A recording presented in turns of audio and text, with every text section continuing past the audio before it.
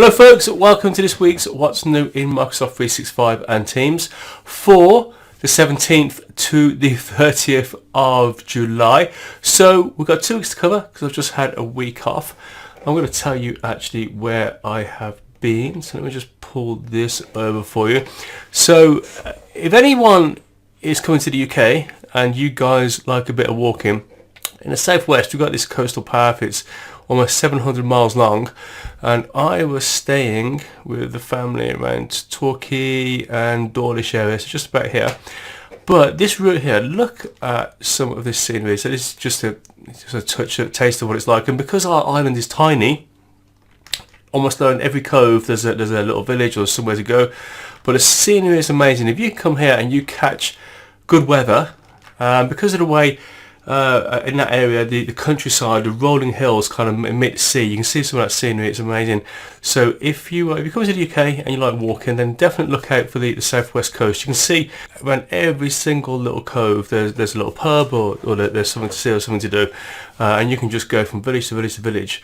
So yeah, that's me. I've been off for a week or so and we've got a bit of catching up to do, but actually it's been a quiet couple of weeks, so this probably won't take any longer than usual. We've got our normal revised timelines. We've got 1, 2, 3, 4, 5 full updates to look at. Then we've got some bite-sized updates. Let me just remind you how to keep up with 365. However you are watching or listening to this, please subscribe, please give me a thumbs up. Make sure you turn on your notifications. It means next time I put a video out, you get notified straight away. And the YouTube algorithms, they love that sort of stuff. So let's get on with it. Okay, so revised timelines. So the new release of scenario-based site templates for SharePoint put off to late August. Of Teams, end-to-end encryption. That's if your organization have enabled it. That's coming late August to mid-September. And you can see there that we've gone into our settings, we've gone into privacy, and we've turned on that end-to-end encryption. Music mode for Teams, that's getting pushed back now to late August, late September. I'm hoping to have that in ready for when the schools go back, because like from a music lessons point of view, or kids resuming their remote lessons once the schools go back in the UK first week of September, hopefully they'll have that sorted out, because that looks quite useful. My daughter's violin teacher, when I told her about that, she wanted as much detail as she could get. She thinks that's going to be really helpful for the people who like Teams. Well, else we've got Teams new assignment experience in the modal window for breakouts. So that modal window talk, I should have just taken that out, shouldn't I? So when you try to assign people to rooms inside your breakout rooms, it's going to pop up in a new window. That's all that means. But that's been pushed back a little bit to early August. So SharePoint events web part, I talked about this ages and ages ago. It displaying the events images. That's now been pushed back to late August. A lot of late August going on, isn't there? Here we are, straight into our main update. So Microsoft Stream, viewing the transcript for a Microsoft Teams meeting recording. So you know, folks, that with the old stream, if you recorded a meeting, then you could look at the transcript and it'd be right there next to the video itself. But when we started, so it depends on your organization, you might still be doing it the old way, but a lot of people now are recording their Teams meetings into OneDrive or into SharePoint, depending on what sort of meeting it is. But we lost with that functionality, but it's coming back, look.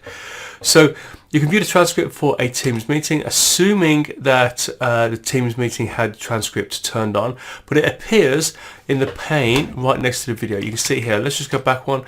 The person's about to turn on the transcript and have a look at it, and you can see there, so as the video goes, you'll see the transcript as you go along. So it is, like I said, for OneDrive and SharePoint recordings, and for meetings which have had the live transcript. When I get towards the bite-sized updates at the end, just look out for an update about that live transcript. It'll be turned on automatically when you record, so just have a quick look out for that at the end. That is late August to late September for most of us. A couple of new layouts for Teams meetings when you're presenting. So these look quite nice, although I know that not everybody likes to be sharing their screen and presenting at the same time. So even though I do this week in, week out, it's still paying attention to the camera. Look at the camera rather than looking at what I'm referring to. And you'll see in a bit as well that I need to refer to my notes. There's one update that I'm a bit sketchy on, if I'm honest, and you'll see me doing that. So it'll be a good presenter who looks into the camera and forwards their slides and talks about it without having to refer to them. So it'd be great to see people using that really well. But there's two new layouts. This side by side you see now, and then this reporter mode where it takes away your background and puts you on there, and you get a bit more real estate for your slides. I guess you have to be careful with that, folks, because actually look how, rather than your slide being full size, it's quite squashed, isn't it, on that screen? But both look really nice. And it'd be interesting to have a go at it. I will have a go when I'm presenting updates for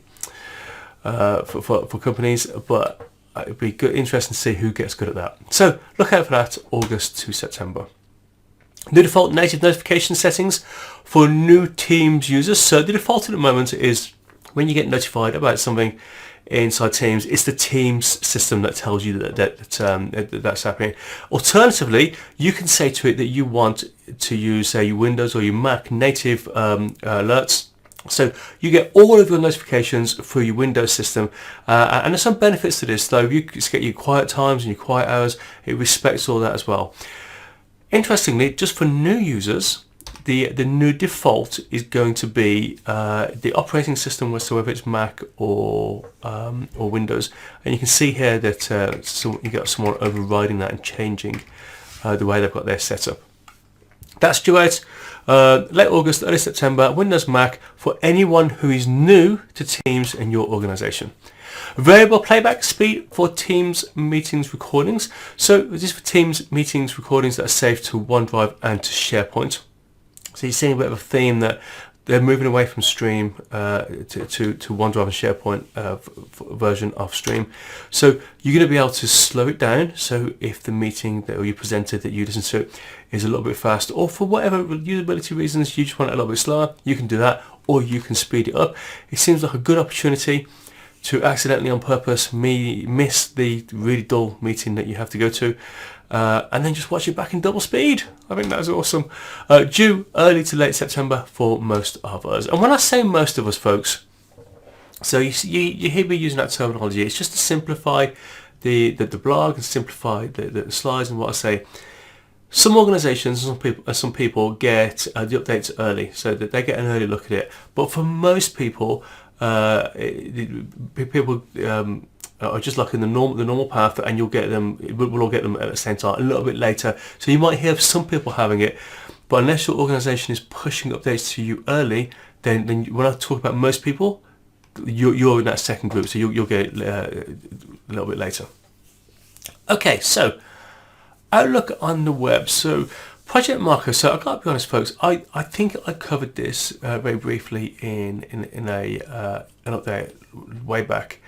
I'm a bit kind of flaky around it. It was a way to bring together all of your all the activities around an activity, for example. So like the calendar, the notes, and it just brings it all together. So the people who use Project Moca, all that information is now being pushed into the Outlook calendar board, and at first glance it looks a lot like what you'd have seen for Project Moca. Now, those calendar boards, I think I told you about these maybe 2 or 3 weeks ago. They're available now anyway. So if you go to Outlook online and you change the view from week to month, you also get the board here as well, and you get like a layout of lots of things. In fact, just give me a second. Let me see if I can find a look at that. I'll just pull that over for you. Okay, so you can see it on the screen now. So it's a little bit, the quality is not great, but you can see there that when we change the view, we then we get like our calendar, our notes, and everything else to do with that activity. So have a look at that. Just check that out on Outlook. But let's get back to our presentation. So you won't lose any data. It should be complete by the end of July. Yeah, so if Project Moca was a thing for you, have a look at the blog. You can tell from the way I'm kind of tripping over myself, it was a little bit off my radar. But I can have a look at the blog, and I'm going to share a link going back to what Project Moca was and to the migration as well. Okay, folks, so Bite-sized updates. So even though that's 2 weeks worth, we've gone through quite quickly this week, haven't we? So Teams registration available for view-only attendees. So that wasn't available before. That's coming in August. The ability to pin a chat. Initially, you can pin one chat. Talked about this the last couple of weeks. Late August to September. Now, I think I did talk to you about it before, although there might have been a one to watch actually before. And the reason that I'm not giving you more detail than this is that actually there's not a lot on the update. It's just to give you the ability to pin a chat, so if it's really important information, it doesn't get lost down a group chat, for example. Teams meetings recordings auto expiration in OneDrive and SharePoint, late September to mid-November. So that's way off. So that maybe should have been one to watch. I know that I've mentioned it before, but look out for that. And there's quite a bit. But maybe go to the blog, folks. If that matters to you, the fact that your meetings automatically expire in 60 days, and your organisation can change it. But if that's of interest to you, hop over to the blog and I'll push you out to Microsoft information for that. Microsoft Teams starting recordings will also start live transcription. So you know that I talked about this earlier. Some features require a meeting to be recorded and for the live transcription to be on also. But at some point in August, if you click recording, it will automatically do a live transcription anyway. And finally, we have image tags, and this is one of those that maybe I shouldn't have included because I don't know a lot about it. So mid-September to October, so I've got plenty of time to revisit this, but I'm just going to give you a quick heads up, and I've got to read my notes on this. With this new update, Microsoft will migrate tags from previous text-based and read-only tags column to implement the new editable image tags column. End users will be able to manually add or remove tags from this column, and the tags will also appear in the details pane. Now that bit there, the details pane is getting more detailed. It seems to be getting more functionality. I told you about the ability to manage the URL, copy URL a couple of weeks ago in there as well. So if that catches your eye, then go off and have a look at that. Maybe pop to the blog and I'll share a link.